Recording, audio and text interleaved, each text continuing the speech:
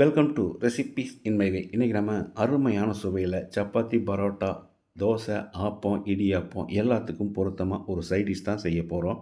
இதை எப்படி செய்கிறது, இதுக்கு தேவையான பொருட்கள் என்ன பார்க்கலாம் வாங்க.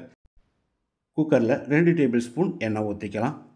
அரை டீஸ்பூன் கடுகு, அரை டீஸ்பூன் சீரகம், ஒரு கொத்து கருவேப்பிலை, மீடியம் சைஸில் 2 பெரிய வெங்காயம் பொடியாக நறுக்கினது. வெங்காயத்தை லேசாக செவக்கிற அளவுக்கு வதக்கிடலாம். வெங்காயம் இந்த அளவுக்கு வதங்கினது போதும். மீடியம் சைஸில் 2 தக்காளியை பொடியாக நறுக்கி வச்சுருக்கேன், இதையும் போட்டு வதக்கிடலாம். தக்காளி மசிகிற அளவுக்கு வதங்க வேண்டியதில்லை. இப்போ இதில் 1 டேபிள் ஸ்பூன் இஞ்சி பூண்டு விழுது சேர்த்து பச்சை வாசனை போகிற அளவுக்கு 1 நிமிஷம் வதக்கி விட்டுடலாம். இஞ்சி பூண்டு விழுது பச்சை வாசனை போன பிறகு அரை டீஸ்பூன் மஞ்சள் தூள், 2 டீஸ்பூன் மிளகாய்த்தூள், ஒரு 10 செகண்ட் இதை பிரட்டி விட்டுடலாம். 150 கிராம் அளவுக்கு முட்டைக்கோஸை பொடியாக நறுக்கி வச்சுருக்கேன். இது கப் அளவில் 2 கப் வரும். இதை போட்டு வதக்கி விட்டுடலாம். இதில் நீங்கள் விருப்பப்பட்டால் ஒரு உருளைக்கிழங்கை பொடியாக நறுக்கி சேர்த்துக்கோங்க. 1 நிமிஷம் வதக்கி விட்ட பிறகு இதுக்கு தேவையான அளவு தண்ணி ஊற்றிக்கலாம். 2 கப் அளவுக்கு தண்ணி சேர்த்துக்கலாம். இதில் கொஞ்சமாக புதினா இலையை நறுக்கி போட்டுக்கலாம். அதே அளவுக்கு மல்லி இலையும் போட்டு கலந்து விட்டுறலாம். ஒரு 5 நிமிஷம் இது நல்லா கொதிக்கட்டும். அப்போ தான் முட்டைக்கோஸில் இருக்கிற அந்த பச்சை வாசனை போகும்.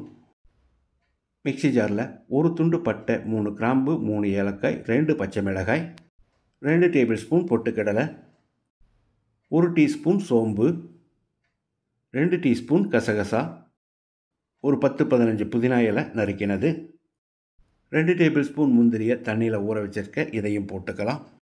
1 கப் அளவுக்கு துருவின தேங்காயையும் போட்டு 1 கப் தண்ணி சேர்த்து பேஸ்ட்டாக அரைச்சி எடுத்துக்கலாம்.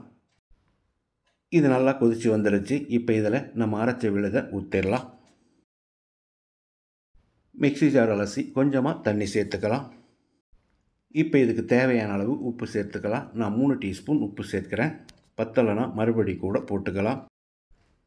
1/4 கப் அளவுக்கு அதிகம் புளிப்பில்லாத தயிரை ஊற்றி கலந்து விட்டுறலாம். தயிர் சேர்க்கிறதால டேஸ்ட் நல்லாயிருக்கும். இது ஒரு 5 நிமிஷம் கொதிக்கட்டும். கொதித்து வந்த பிறகு உப்பு காரம் சரி பார்த்து போட்டுக்கலாம். நான் அரை டீஸ்பூன் உப்பு, அரை டீஸ்பூன் மிளகாய்த்தூள் சேர்க்கிறேன். நீங்கள் பார்த்து போட்டுக்கோங்க.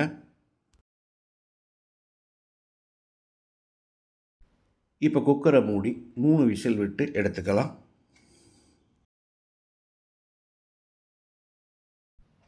3 விசில் வந்து ப்ரெஷர் அடங்கிருச்சு. இப்போ திறந்துடலாம். மணக்க அருமையான சுவையில் முட்டைக்கோஸ் குருமா ரெடி ஆயிருச்சு. 1 நிமிஷம் ஸ்டவ் பற்ற வச்சு விட்டுடலாம். கூடவே பொடியாக நறுக்கின மல்லி இலையும் போட்டு கலந்து விட்டு இறக்கிடலாம்.